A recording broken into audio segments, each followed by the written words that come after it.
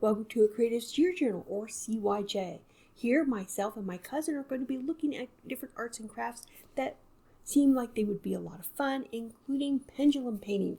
And that's what we're going to try today. Now, this is where you take paint and swing it over canvases to get these interesting patterns. And I know a lot of people have done this, but we really wanted to try it for ourselves. Being frugal, though, we decided our first stop would be a local dollar store to see if we could find any supplies, especially something to maybe put the paint in. They did have some paint, but we did not buy it.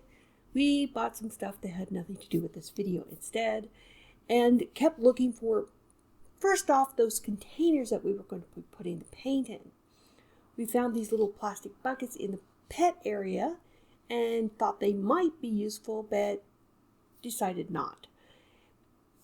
There were some drop cloths, but we didn't get any of those. There was these little midi buckets that were cute, but a little bit too small for what we wanted to do because we did want to try some larger size canvases.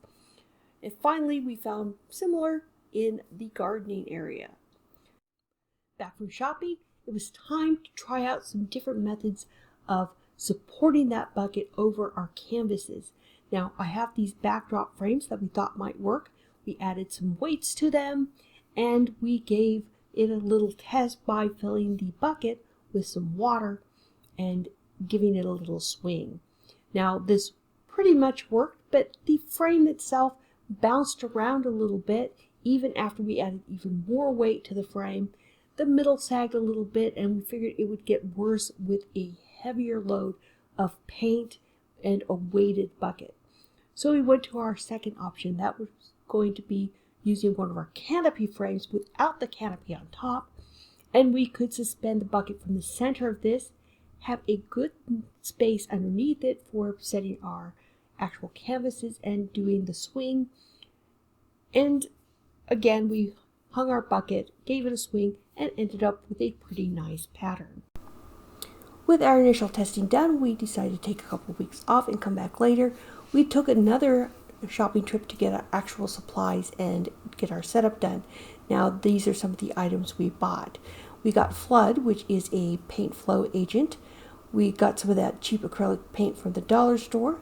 We bought some latex paint from the local hardware store. Now, I got this out of the discount bin for about a third of its normal cost. I think this was $15. We got some stirring sticks. We had prepped a few small canvases to use for our testing. I have a hammer and a nail to put a little hole in the bottom of our bucket. And we also just have some tape for whatever we might need it for. Now, with everything ready on our table, we also did our setup. Now, let me go over this a little bit with you. We have our canopy frame that we have our bucket suspended over. We have a platform that we've leveled because, as you can see, the driveway slopes. And we did this out in a nice sunny spot, hoping to be able to have a lot of good light so you can see everything that was going on. This, as you'll see later, didn't quite work.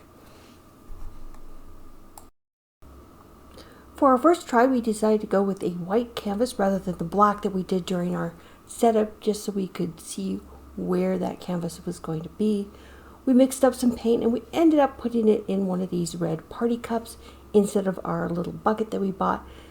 Because our canvases are actually kind of small, we didn't get a large canvas because, like I said, we are kind of frugal, and who wants to waste a $20, $30, or even $40 canvas on a first attempt? So we made some last adjustments there, got our canvas under where our paint bucket was going to be, and we gave it a little swing. Now, this seemed to be going all right, but you'll notice my camera's shaking a little bit, and we'll get to why that is in a few minutes here. So we watch this go, and we started to get a pretty nice looking pattern.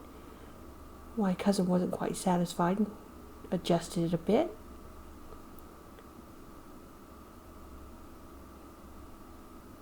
And we got some nice big ovals going.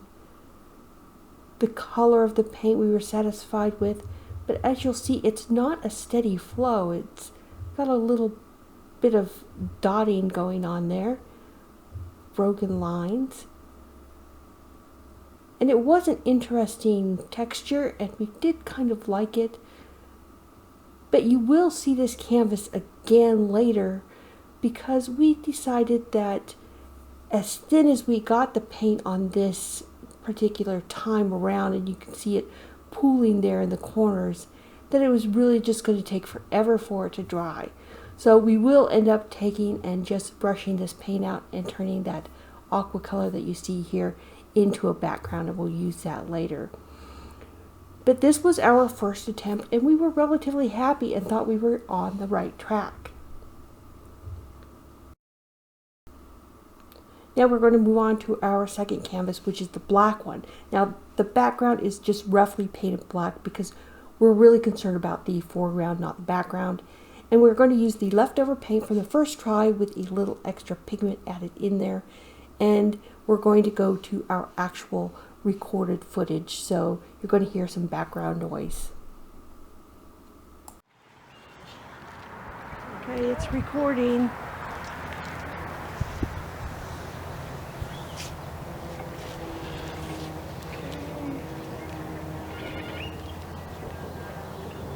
There we go.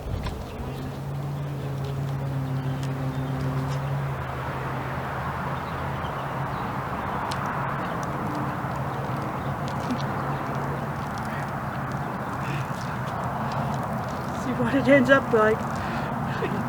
Hey, that's kind of neat. I like that blue with that purple going on. It changed its tone quite a bit, didn't it? Yeah. It is changing angles. It's just doing it slowly. It's a much more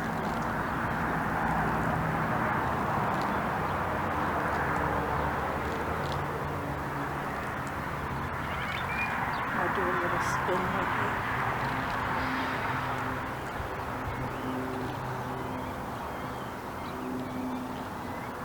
here. It kind of did like the middle section of it. Now you could do a contrasting color on the other section. Yeah.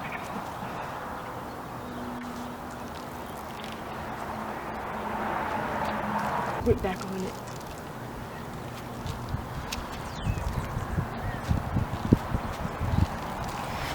Woo, we're getting wind. The wind is assisting us with our painting, with some very interesting designs there.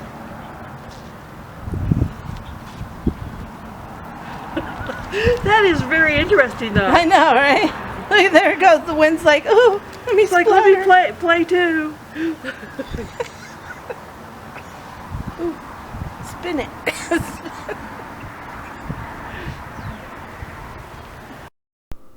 Let me just jump in here with a comment that we were not at all upset that the wind got involved here.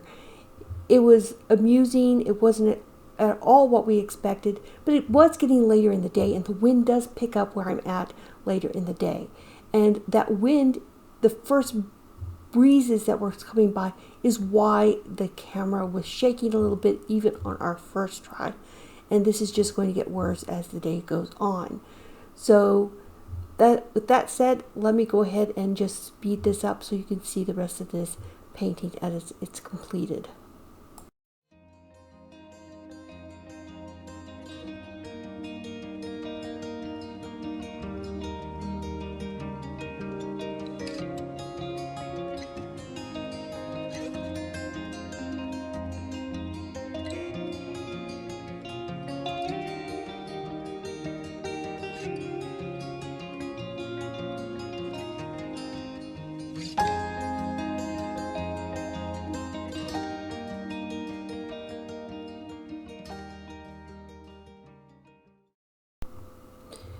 Now here at the third canvas, this is really also the first canvas where we've just spread that paint out to make a background, and we're giving latex paint here a shot for the first time.